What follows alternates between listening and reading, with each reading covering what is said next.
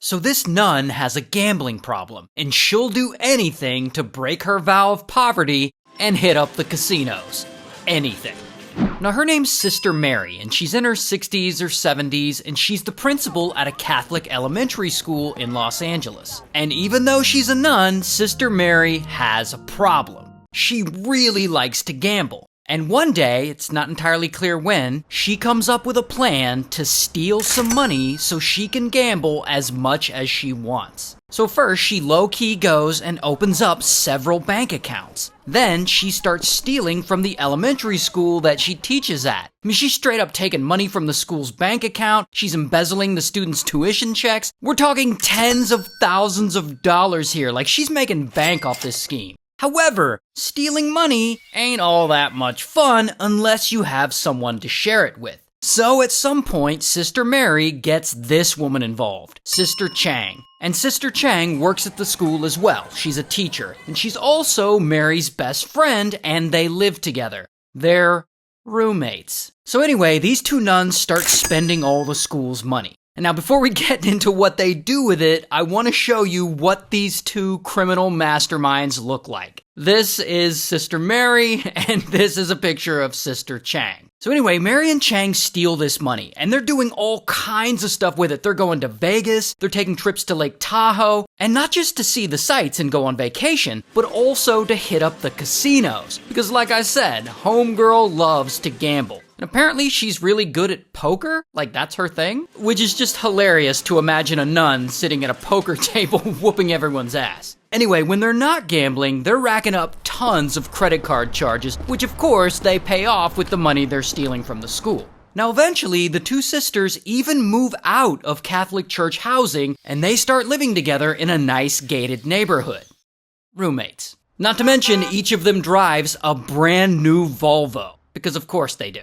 And yes, over time, some parents start to notice some kind of odd things going on with the sisters. You know, like that they're traveling a lot and going to Las Vegas and taking trips to Lake Tahoe. Or that when the school has a fundraiser and they all play poker for that fundraiser, Sister Mary ends up kicking everyone's ass at the game. Like, people notice this stuff, but no one really suspects anything because Sister Chang is just like, oh, I have a rich uncle and he provides for us. That's how we have these Volvos. And I guess people just believe it. And to make it worse, Sister Mary is kind of in charge of everything at the school, like the money, the choosing of the staff, so there's not really anyone there breathing down her neck, making sure that all the funds are accounted for. And plus, they all trust her. I mean, she's an elderly nun. Why wouldn't they?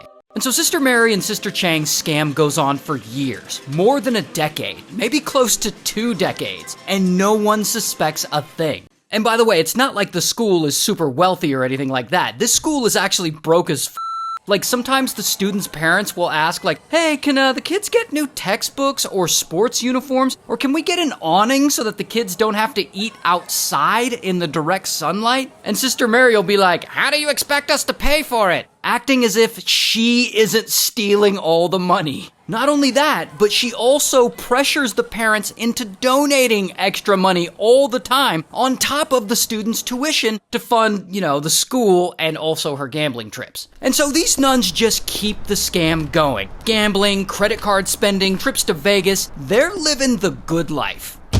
Until... In 2018, it all changes because suddenly the theft just stops. But not necessarily because Sister Mary and Sister Chang have a change of heart. No. It's because they announced that they've both decided to retire from the school and from teaching. They're retiring together because they're roommates. So together, they put down a $7,000 deposit on a 3-bedroom townhouse apartment in the neighborhood, a nice place, because soon enough, they'll be retired and they're gonna move there together. But here's the thing about retiring. When you run all of a business's finances like Sister Mary does, and it's time to hand over the keys to the new person filling that position, it's common practice to have a financial review done so that, everything transitions smoothly. And this is where it all goes wrong. Because Sister Mary has a boss. His name is Monsignor Michael Myers. And yes, that is literally his name, his real name. And in real life, he looks like this. But just for fun, we're gonna make him look like this.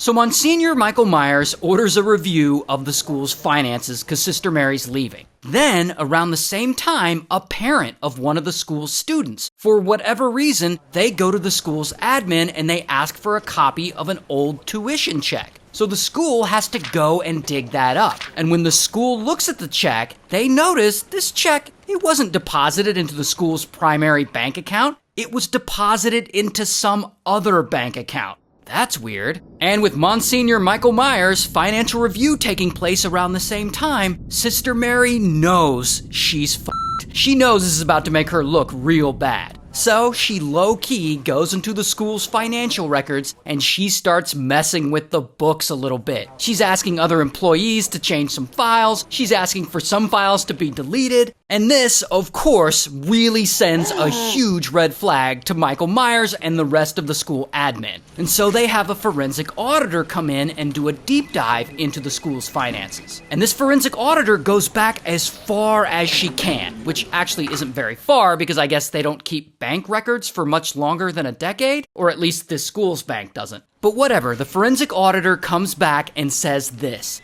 at minimum, $500,000 has been embezzled from the school. But here's the crazy part though. The school, which is the church decides they don't want to file a criminal complaint against these nuns. Like, they don't want to press charges. They want to handle it internally. So these two nuns aren't going to get in trouble for essentially stealing from these elementary school kids. This is like the worst thing the Catholic Church has ever done to some kids. However, here's the problem with not reporting Mary and Chang to the police. Not everyone is on board with this idea, specifically the parents. See, the church at some point has to sit the parents down and tell them that their tuition money was being stolen for all those years. But also that they've decided that they're not going to press charges against the thieves because they want to protect the sisters and the reputation of the church or whatever. And the parents are like, the f*** you're not, and they are pissed. And they pressure the school to finally cooperate with the police department. And over the next few years, the police gets involved, the FBI gets involved, even the IRS investigates all this. And eventually, bam, both nuns get arrested.